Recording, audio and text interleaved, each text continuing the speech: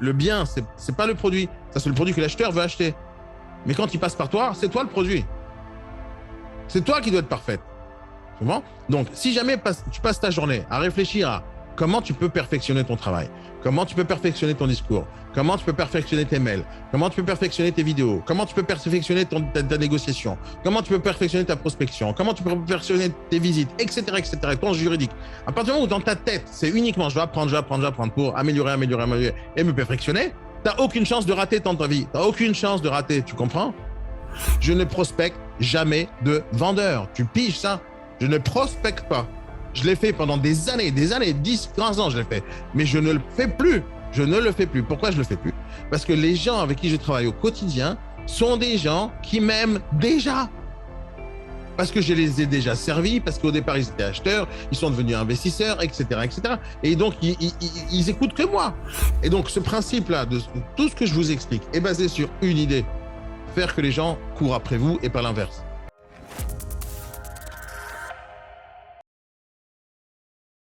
Allez, les amis, comment on peut avancer aujourd'hui? Comment on peut vous aider? Et on peut suivre. J'étais avec un jeune collègue de notre team là, faire une visite. Je lui ai filé un coup de main à faire une visite. Ouais. Et sur cette visite-là, ce qui était intéressant, c'est que bon, les gens n'ont pas forcément apprécié la maison à 100%, donc n'ont pas fait de proposition au terme, malgré que j'ai insisté comme il fallait. Mais pour autant, j'ai quand même réussi à les faire revenir à la table pour qu'ils donnent leurs coordonnées et pour qu'ils prennent un mandat de recherche, notamment, tu vois. Outre le fait qu'on ait déjà discuté de ça, ce mandat de recherche-là a permis à mon collègue de retourner chez eux dans leur environnement. Et j'espère, je ne sais pas s'il l'a finalisé, mais je pense que oui, une prise de mandat de recherche avec des critères bien précis du mandat en exclusivité pour justement bien verrouiller ces gens-là sur un laps de temps, tu vois. Donc, je ne sais pas si ça peut arriver à Mélène ou Franck ou Sébastien. Si ça peut ça peut vous arriver, ça peut être, je pense, intéressant d'aller un petit peu plus loin plutôt que de laisser partir ce client-là dans la nature, en fait, le maintenir, quoi. Il ne faut jamais laisser partir un client dans la nature. C'est la base même de tout ce que je vous explique tous les jours.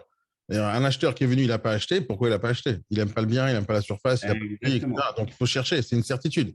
Maintenant, je vais te donner un petit conseil, Fred. Un tout petit conseil important autour des mandats de recherche. D'accord? Oui. Le mandat de recherche, c'est une option. Une option qui est génialissime, d'accord? Pour protéger ta commission, génialissime. Et il faut apprendre à travailler avec les mandats de recherche. C'est une certitude. Mais maintenant, moi, je suis tout le temps en train d'essayer de jamais perdre mon temps. D'accord? Pas perdre son temps. Je ne supporte pas perdre une seconde de ma vie. Je ne supporte pas. Alors, bien sûr, j'en perds de temps en temps. Hein. Quand je suis fatigué, je regarde Netflix. Mais même quand je regarde Netflix, je ne suis pas en train de perdre mon temps, je suis en train de me reposer. Mais ça change hein, que il ne faut pas se reposer 25 heures par jour. Par contre. Mais l'idée, c'est que il ne faut pas perdre son temps. Maintenant, quand tu vas faire un mandat de recherche avec une personne, d'accord, et que tu vas commencer à chercher pour elle, en réalité, tu perds ton temps. Parce que la majorité du temps, elle va te dire non, ça ne me plaît pas. D'accord? Mais regarde comment moi, je travaille avec les mandats de recherche. Ça ne veut pas dire qu'il ne faut pas travailler comme tu le fais, mais sauf tu perds beaucoup de temps. Je t'explique comment moi, je travaille les mandats de recherche. Je t'explique comment moi, je travaille les mandats de recherche. Ouais, je t'explique comment moi, je travaille avec les mandats de recherche. Comme ça, tu vas comprendre comment je perds pas de temps. En fait, l'idée dans ma tête, c'est de ne pas avoir un frein à l'achat ou un frein à la vente. D'accord? Les freins à l'achat, ça veut dire quoi? C'est-à-dire que c'est quelque chose qui empêche l'acheteur d'acheter. Ça, c'est le frein à l'achat. C'est-à-dire du côté de l'acheteur ou du client potentiel prospect, il y a quelque chose qui le gêne dans ce que tu proposes. Donc, il y a un frein à l'achat. D'accord? Donc, par exemple, ça pourrait être le mandat qui pourrait être un frein à l'achat, comme ça pourrait être le prix, comme ça pourrait être la surface, comme ça pourrait être plein de trucs qui sera un frein à l'achat et il ne veut pas acheter. Et après, il y a ce qu'on appelle les freins à la vente. C'est-à-dire que c'est toi qui as un problème pour vendre le produit. Il y a un truc qui t'empêche d'aller plus loin pour le vendre. Lui, il est prêt à acheter, mais toi, tu fais un truc qui va t'empêcher de vendre. D'accord? Oui, tu fais une généralité, là. Tu parles non, pas c'est les c'est une généralité. Toujours une généralité. Non, mais... Oui. Oui, parce que là, c'était un cas très précis.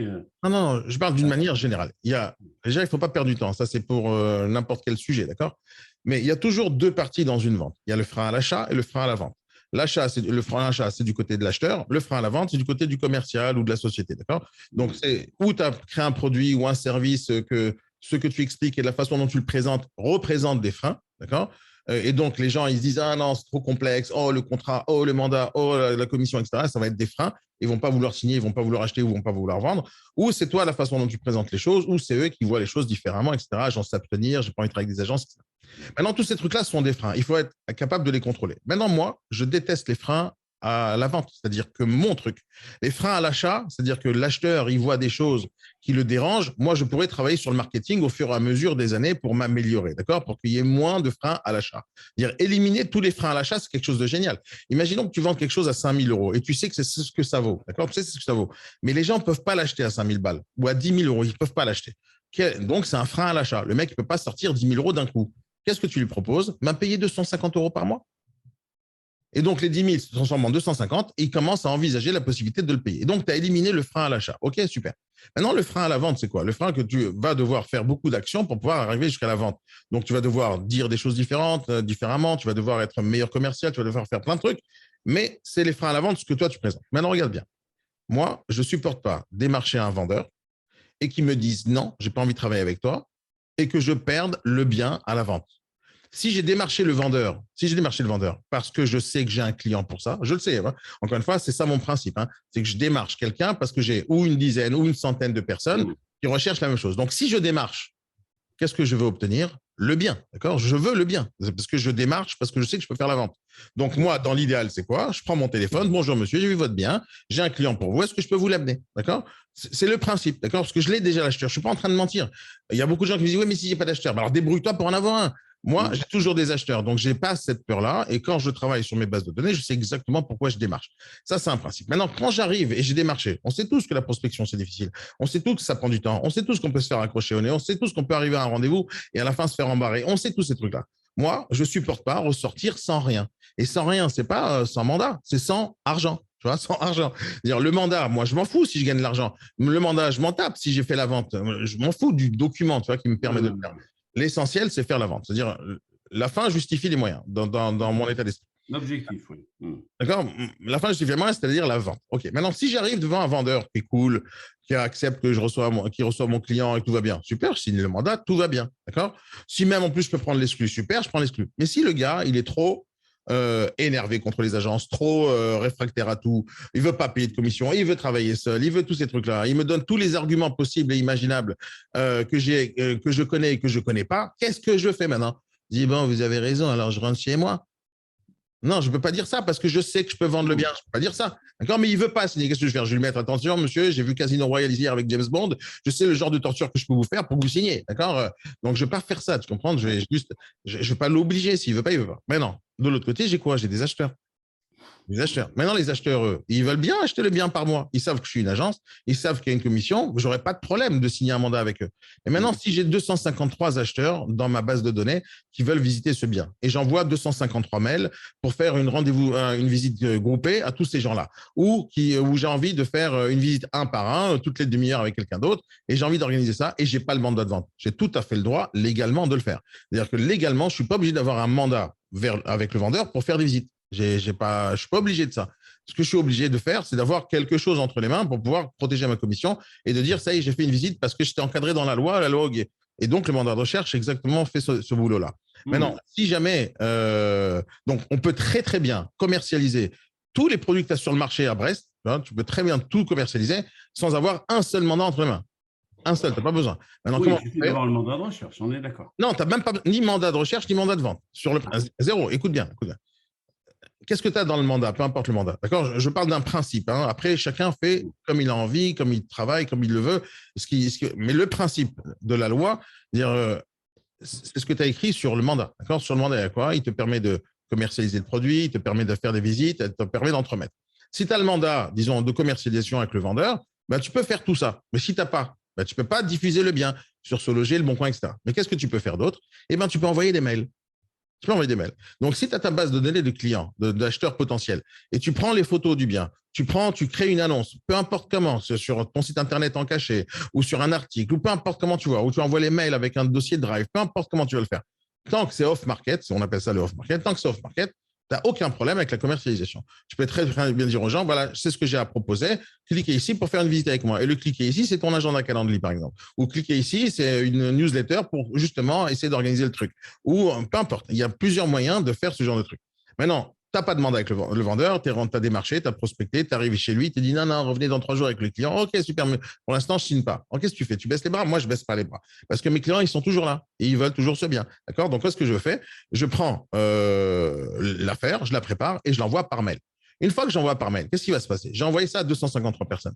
Sur les 253, il y en a qui ne vont pas aimer les photos, il y en a qui ne vont pas aimer la surface, il y en a qui ne vont pas aimer le prix, il y en a qui ne vont pas aimer le secteur, il y en a qui vont pas. Sur les 253, je vais peut-être avoir 10 ou 15 ou 20 personnes qui vont m'appeler.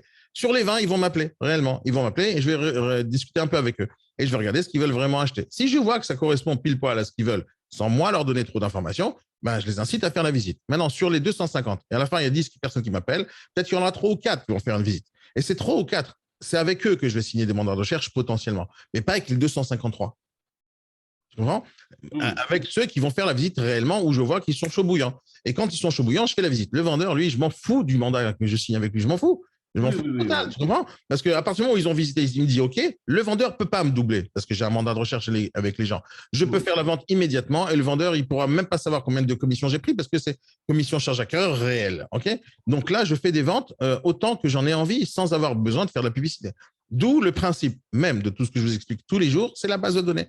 Quand tu as une base de données, tu peux faire quasiment tout ce que tu veux. Tout ce que tu veux, sans être ni confronté à la loi, ni confronté à tous ces trucs-là qui t'empêchent de le faire. Tu vois ce que je veux dire? Ah, mais je suis complètement d'accord sur le principe, parce que là, tu es parti loin et tu reviens effectivement, tu reviens très bien sur le fondamental, c'est-à-dire la base de données. Ouais. Pour autant, là, c'est mon ami Jonathan qui démarre et qui n'a pas forcément une base de données importante. Et ce qui a été important pour Non, moi de c'est lui bon. dire…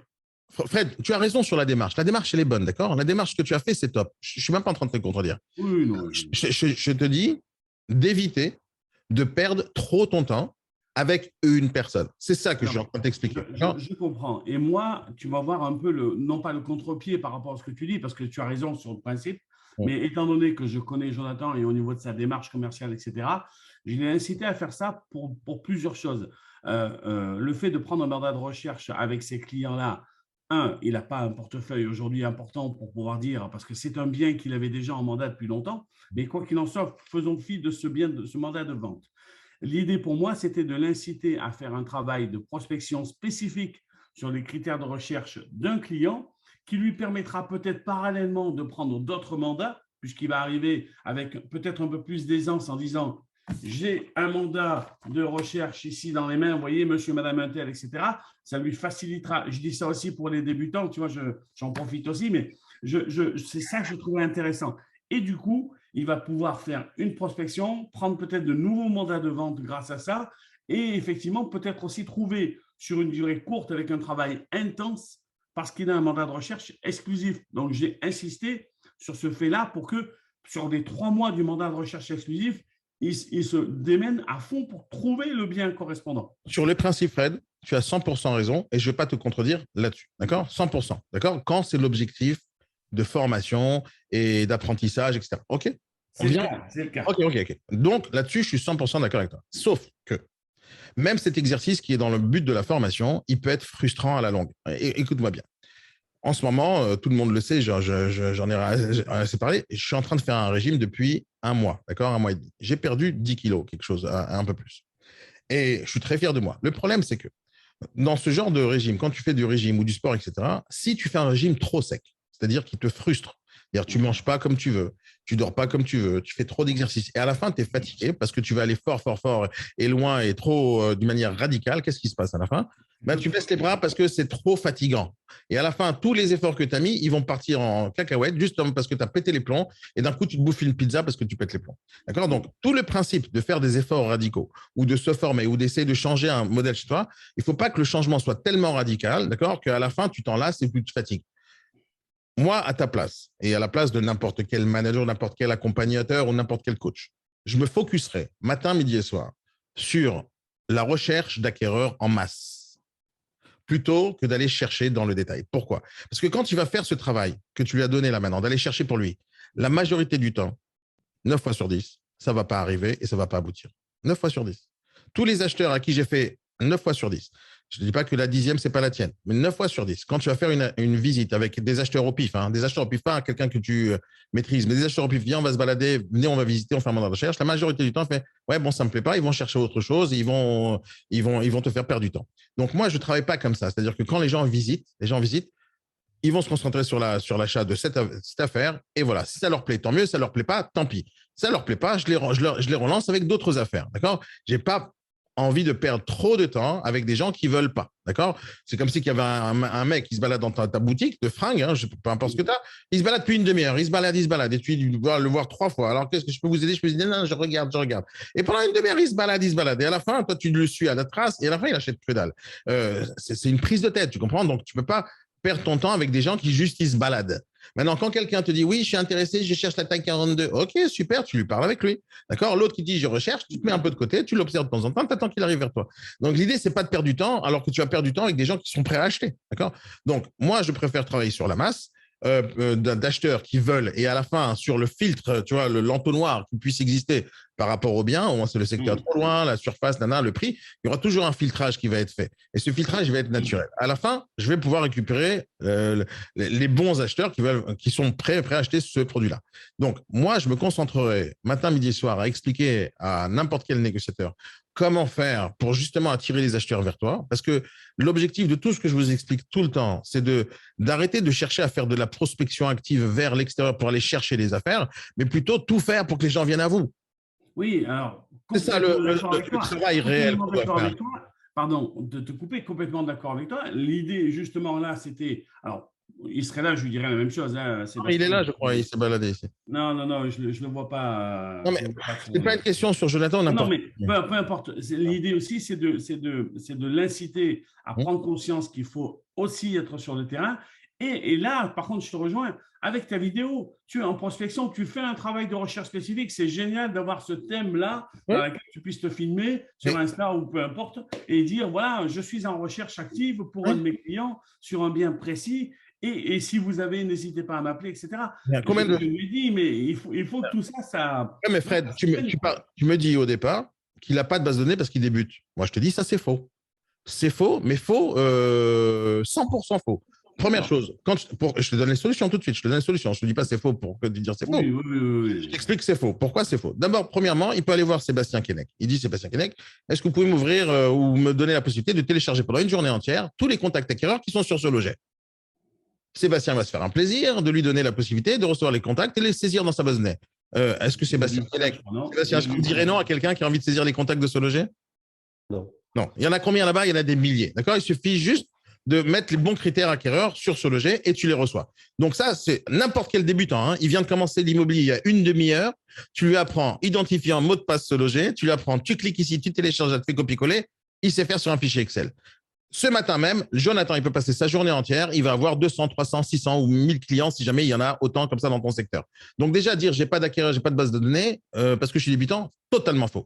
Deuxième chose, il a saisi tous les contacts acquéreurs de ce logis. Super, il n'y en a plus. Génial. Tu vas sur le bon coin en tant que particulier et tu mets une annonce et tu attends que les acquéreurs t'appellent. Ça aussi, c'est compliqué. Dès la première demi-heure de l'immobilier, tu commences et tu reçois des appels. Troisième chose, ça t'empêche de prendre 30 € dans ta poche, d'accord, dans ton poche, de mettre une vidéo Instagram ou TikTok en disant bonjour, si vous êtes un acheteur à Brest, vous cherchez à acheter des biens immobiliers, contactez-moi 06 trucs. Ça te coûte combien de faire ça? 0 déjà la vidéo, mais après tu mets 1 € par jour sur Insta. Déjà tu deviens une star si tu l'as avec 30 balles par mois. Tu vas voir 10 000, 15 000 vues sur cette vidéo. Si tu la cibles bien, ça peut t'amener des acquéreurs. Ça, ce genre de vidéo, tu prends une seule vidéo dans ta vie, une seule, la première demi-heure de ta vie dans l'immobilier, et tu la publies non-stop en publiant et en payant. Cette publicité va te ramener des acquéreurs non-stop tout le restant de ta vie. Rajoute une autre vidéo TikTok, rajoute une vidéo YouTube, rajoute une publicité, rajoute du Google AdWords, rajoute un article, rajoute tous ces trucs-là, va sur LinkedIn, utilise les outils que je t'ai montrés et des acquéreurs, tu en auras matin, midi et soir sans jamais faire d'efforts. Après, tu as pris ton premier mandat qui était fatigant, tu as pris un mandat haut. Le mandat haut, tu peux le transformer en 10 annonces différentes avec des… Ne me parle pas du mandat haut. Hein. Ah, si, je t'en parle. Mais non, parce qu'il n'est pas encore prêt. Hein. Je suis désolé, c'est pas vrai. Non, c'est pas vrai, Fred, c'est pas vrai. Hein. Non, il est prêt. De mon point de vue, oui. Non, du côté de Daniel, oui, c'est moi qui… Moi j'ai fait mon taf. Après, c'est Sébastien de décider quand est-ce qu'il le lance, comment il le lance.